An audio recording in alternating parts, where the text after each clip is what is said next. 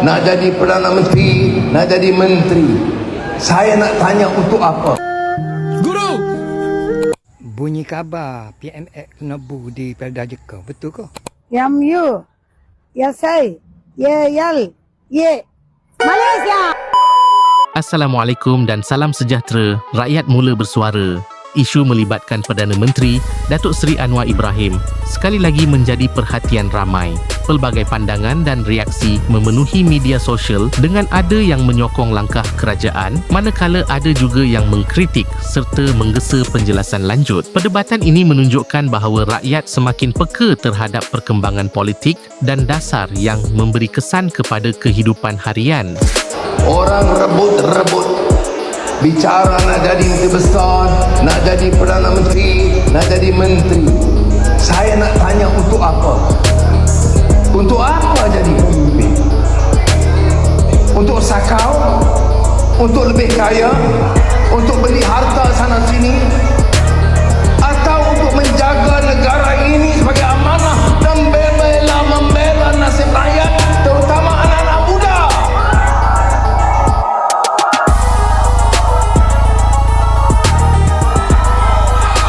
Orang boleh hamun saya apa saja. Nama saya Anwar Ibrahim. Bunyi khabar PMX Nebu di Perda Jeka, betul ke? Itu menunjukkan tanda-tanda PF akan kalah dalam PRU kali ini. Guru! Guru! Hentikan guru! Guru! Hentikan guru! Kami tidak ingin berdosa guru! Guru, sudah guru, jangan lanjutkan guru. Sekarang saya minta mandat kepada Kerajaan Harapan Negeri Sembilan. Bagi mandat ini, Tok Min ditabalkan sebagai Menteri Besar yang sah. InsyaAllah masa depan Negeri Sembilan lebih terjamin. Yam you, ya say, ye yal, ye Malaysia.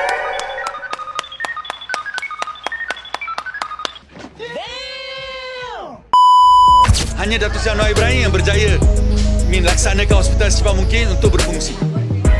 Dan saya rasa dalam tempoh 3 tahun ini, PMX telah banyak membantu. Katanya beliau tetap kekal sebagai Perdana Menteri sama ada gabungan kerajaan memenangi atau tewas dalam PRN Johor. Tuan faham bahawa ini election mau jaga polisi. Bukan kita mau gaduh parti-parti. Bukan. Ya. Sudah. Saya menang Johor pun saya Perdana Menteri, kalah Johor pun saya Perdana Menteri. Jadi bukan saya sombong. Saya mau ingat sikit lah. You cakap cermat-cermat sikit lah. Ya. Orang kalau cakap lupa. Jangan. Menang Johor pun saya Perdana Menteri, kalah Johor pun saya Perdana Menteri. Sudah, cukuplah. Suruh dia melingkup. Panggil yang lain pula. Anak ada. Hoi, aku ada harapan. Aku fikir kau lebih lah ya, Bu.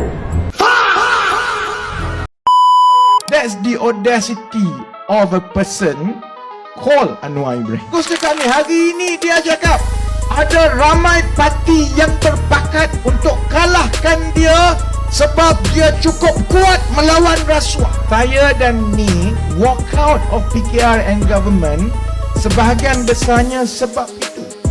Sebab integriti, sebab cerita Azam Baki, sebab cerita mafia korporat, sebab cerita tuduhan-tuduhan terhadap dia punya golden boys dia daripada Ramanan. Orang tuduh 9.5 juta duit cash. Tolonglah buat keluar, because then I will show the proof. Pasal Farhash, golden boy dia Farhash jadi usahawan 4-5 bulan, jadi cukup kaya. Out of nowhere jadi multi-millionaire, boleh beli aset ratus-ratus juta. Yet at the same time dia boleh lecture rakyat Malaysia. That's the audacity of a person called Anwar Ibrahim. Dan sebab itu saya dengan Nick rasa kita dah hit the wall. Datuk Seri Anwar Ibrahim, Perdana Menteri Malaysia, sudah menekan panic button bahawa beliau sudah rasa tidak selesa dengan jangkaan keputusan di negeri Johor. Kalau pilihan raya umum dipanggil dan Parlimen diupayakan dalam situasi dalam masa yang terdekat, maka Johor sudah pasti menjadi titik mula untuk menggerakkan kebangkitan rakyat, menganyutkan Pakatan Harapan ke Laut Cina Selatan, insya-Allah. Kita tahu bahawa mood rakyat negeri Johor insya-Allah akan menolak Pakatan Harapan.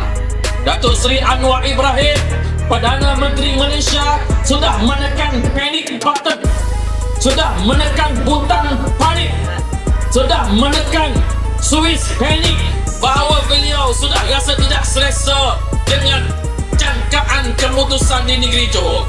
Daripada pagi sampai petang datang ke negeri Johor untuk berkeping suara Perdana Menteri, jangan sekali menumpukan masa yang begitu banyak untuk berkeping. Mereka tahu bahawa mereka akan ditolak oleh rakyat dan mereka rasa bahawa pada hari Sabtu ini mereka akan dihukum oleh rakyat. Maka wahai rakyat negeri Johor, tolaklah Pakatan Harapan. Boleh ke tak boleh?